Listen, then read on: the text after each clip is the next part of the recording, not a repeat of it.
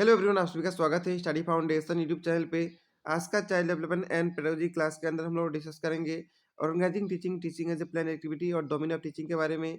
एक class number 23 है। इससे पहले क्लास आप सभी को डिस्क्रिप्शन बॉक्स में या फिर प्लेलिस्ट में मिल जाएगा। ये सब क्लास हम लोग ऑलरेडी डिस्कस कर चुके हैं और आज हम लोग डिस्कस करेंगे ऑर्गेनाइजिंग टीचिंग के बारे में। और बाकी टॉपिक हम लोग अपकमिंग क्लास के अंदर डिस्कस करेंगे।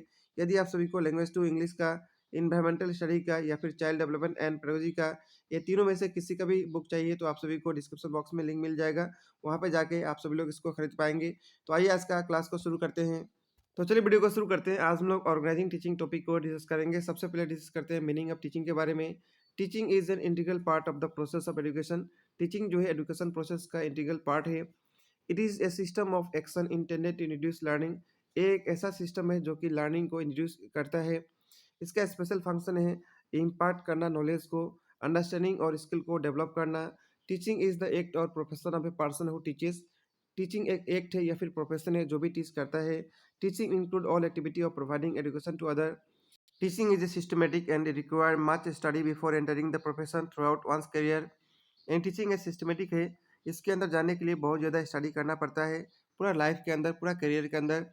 Teaching means interaction of teacher and student. We can say that teaching is just to train the student so that they can stand on their own foot in society. Teaching is considered as a tool, art and science. Teaching को tool, art और science माना जाता है। In teaching there are three main aspect. Teaching के अंदर तीन main aspect होता है: teacher, student और education. Teaching is a process in which one individual teaches or instruct other individual. Next हम लोग डिस्कस करेंगे डिफिनेशन टीचिंग का। एस.सी. मॉरिसन के हिसाब से teaching is A intimate contact between more mature person and less mature one. Barton के हिसाब से teaching is stimulation, guidance, direction and encouragement of learning को कहा जाता है टीचिंग। इसके बाद नेक्स्ट हम लोग डिस्कस करेंगे ऑर्गेनाइजिंग टीचिंग के बारे में। Organizing and planning of teaching learning is a framework on which effective teaching is based. Careful and thorough planning allowed instructional time to maximize standard to address prior to be activated, misconception to be confronted, and diverse characteristics and learning needs of student to be considered. Organizing teaching involve 4 step. Organizing teaching में 4 step आता है। सबसे पहला step है planning of teaching. Next step है organisation of human and physical resource. Next step है chooses the different studies and tactics. और last step है एवोल्यूशन ऑफ टीचिंग प्रोसेस। सबसे पहले डिस्कस करते हैं प्लानिंग ऑफ टीचिंग के बारे में। This task involves the following step. Planning of teaching के अंदर ये सब स्टेप फॉलो होता है। Analyse the task and divide it in various segment and sub segment. Prepare the lesson plan to make the teaching effective. Determine the objective of teaching. Every unit of lesson has certain clear-cut objective to be achieved. The main objective of teaching is to bring about desired change in student. 3 level, 3 level में change लाना main objective होता है teaching का। Cognitive level, affective level और psychomotor level के अंदर। Next step है organisation of human and physical resource. Step involve in this task. इसके अंदर क्या क्या इन्वॉल्व होता है? सिलेक्शन ऑफ क्लास, क्लास का सिलेक्शन होता है इसके अंदर। Selection of suitable audio visual aid. इसके बाद नेक्स्ट स्टेप है chooses the different studies and tactics. There are many teaching studies and tactics which a teacher can use to make teaching effective. यानी बहुत सारा तरीका है जिसके माध्यम से टीचिंग को अच्छा बनाया जा सकता है। Some of the important teaching studies are followed. कुछ इंपॉर्टेंट टीचिंग स्टडीज क्या क्या हो सकता है? स्टोरी टेलिंग हो सकता है, लेक्चर स्टडीज हो सकता है, डेमोस्ट्रेशन हो सकता है, ट्यूटोरियल हो सकता है, क्वेश्चन आंसर हो सकता है, डिस्कशन हो सकता है, प्रोजेक्ट स्टडीज हो सकता है, सेल्फ डिस्कवरी हो सकता है, रोल प्ले हो सकता है, ब्रेन स्टॉर्मिंग हो सकता है। ठीक है। इसके बाद नेक्स्ट स्टेप है evaluation of teaching process. A successful teacher always evaluate the effectiveness of the teaching by various way and method. On the basis of evaluation he makes necessary correction in his studies and method of teaching. Evaluation studies are two main types. दो प्रकार का इवोल्यूशन का type होता है, quantitative evaluation और qualitative evaluation. सबसे पहले डिस्कस करते हैं क्वांटिटेटिव इवोल्यूशन के बारे में। In this system of evolution the content of learning that has to be take place in is measured by way of oral and written। इसके अंदर oral और written के माध्यम से टेस्ट किया जाता है। मार्क्स और grade are awarded to the student on the basis of their performance। Next है qualitative evolution. Qualitative evolution system के थ्रू हम लोग स्टूडेंट के अंदर क्या चेंज आया है, एटीट्यूड, स्किल, वैल्यू, पर्सनैलिटी और कैरेक्टर के अंदर वो हम लोग मेजर कर सकते हैं इंटरव्यू, ऑब्जर्वेशन और चेकलिस्ट के माध्यम से। नेक्स्ट हम लोग डिस्कस करेंगे कैरेक्टरिस्टिक्स गुड इवोल्यूशन का। तो गुड इवोल्यूशन सिस्टम का क्या कैरेक्टर होना चाहिए? It should be objective, it should be reliable, it should serve the purpose for which it is organise. इसके बाद नेक्स्ट हम लोग डिस्कस करेंगे teaching as a plan activity. Planning of teaching is the first step involved in teaching. Planning of teaching जो है सबसे पहला स्टेप फॉलोड होता है टीचिंग के अंदर। इसके अंदर 3 स्टेप फॉलोड होता है। सबसे पहला होता है टास्क एनालिसिस।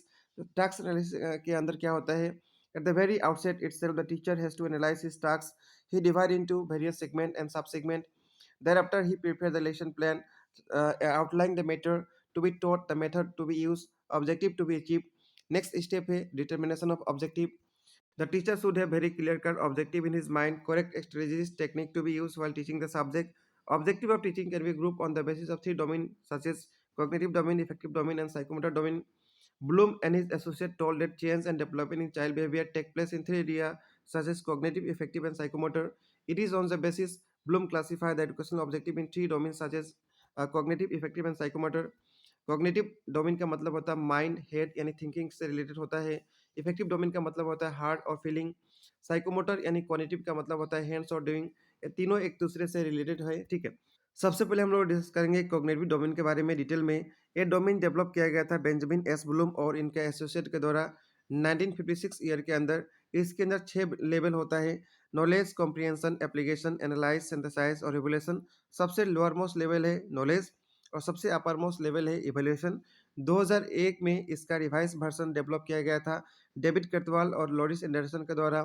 रिवाइज वर्जन का नाम इस प्रकार है, remembering, understanding, applying, analysing, evaluating और क्रिएटिंग। सबसे लोअर लेवल है रिमेंबरिंग, सबसे हायर लेवल है क्रिएटिंग। इसके बाद नेक्स्ट हम लोग डिस्कस करेंगे इफेक्टिव डोमेन के बारे में। डेविड कैथवाल और मेसी के द्वारा इसको डेवलप किया गया था 1964 ईयर में। इसके अंदर 6 लेवल है, उसका नाम याद रखना है, रिसीविंग, रेस्पॉन्डिंग, वैल्यूइंग, ऑर्गेनाइजिंग और करेक्टराइजिंग। इसके ऊपर बहुत सारा एग्जाम में असम टेट में या बाकी टेट में क्वेश्चन भी आ चुका है। नेक्स्ट डोमेन है psychomotor domain. Doctor R S डावी, सिम्पसन और अनिता हेरे के द्वारा इसको डेवलप किया गया था। It is also called cognitive और काइनेस्टिक डोमेन। इसको कॉग्निटिव या फिर काइनेस्टिक डोमेन भी कहा जाता है।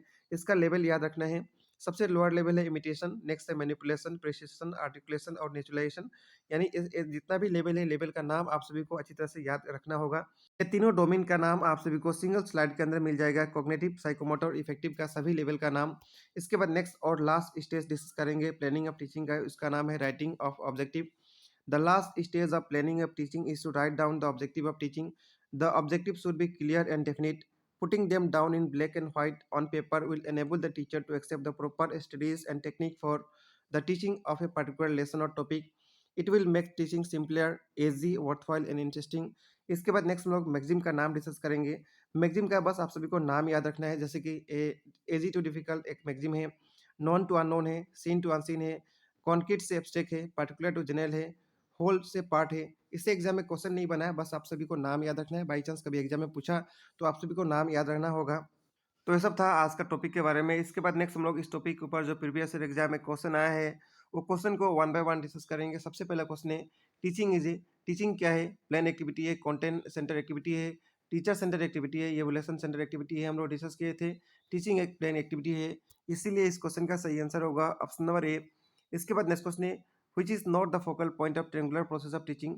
ट्रायंगुलर प्रोसेस ऑफ टीचिंग का कौन सा फोकल पॉइंट नहीं है? टीचर है, पीपुल है, उसके बाद कंटेंट भी है, टीचिंग मेथड नहीं है, इसीलिए सही आंसर हो जाएगा ऑप्शन नंबर ए। इसके बारे में भी हम लोग डिस्कस कर चुके हैं। इसके बाद नेक्स्ट क्वेश्चन है what is the correct sequence of step of affective domain of learning. Affective domain of learning का करेक्ट सीक्वेंस क्या होता है, इसको हम लोग जस्ट डिस्कस किए थे। तो सबसे पहले क्या होता है रिसीविंग, उसके बाद रिस्पॉन्डिंग, उसके बाद वैल्यूइंग, उसके बाद ऑर्गेनाइजेशन और उसके बाद करेक्टराइजेशन। इस प्रकार का ऑप्शन ऑप्शन नंबर ए में दिया है, तो सही आंसर होगा ऑप्शन नंबर ए। इसके बाद नेक्स्ट क्वेश्चन है which of the following is the stage of psychomotor of educational objective. Psychomotor domain का एजुकेशनल ऑब्जेक्टिव का कौन सा स्टेजेस है? सिंथेसाइज तो नहीं है, रिस्पॉन्डिंग नहीं है, कोऑर्डिनेशन भी नहीं है, इमिटेशन जो है स्टेज है psychomotor domain of educational objective का, इसीलिए सही आंसर होगा option number D. Next question है after completion of the class, class का कंप्लीट होने के बाद peoples will able to explain Newton third law of motion. Peoples जो है Newton third law of motion को एक्सप्लेन कर पा रहा है एग्जाम्पल के साथ। ये जो है कौन सा लेवल के अंदर आएगा? कॉग्निटिव डोमेन का कौन सा लेवल के अंदर आएगा? ये जो है कॉम्प्रिहेंशन लेवल के अंदर आएगा, तो सही आंसर होगा ऑप्शन नंबर बी। इसके बाद नेक्स्ट क्वेश्चन है what is the last step of Bloom's taxonomy of educational objective in cognitive domain. Cognitive domain का लास्ट स्टेप क्या आता है? लास्ट स्टेप आता है एनालाइजिंग, तो सही आंसर होगा ऑप्शन नंबर डी। ये सब क्वेश्चन प्रीवियस एग्जाम में आया हुआ था। इस वीडियो में हम लोग इतना डिस्कस करेंगे, नेक्स्ट वीडियो में नेक्स्ट टॉपिक डिस्कस करेंगे। मिलेंगे नेक्स्ट वीडियो में, थैंक यू।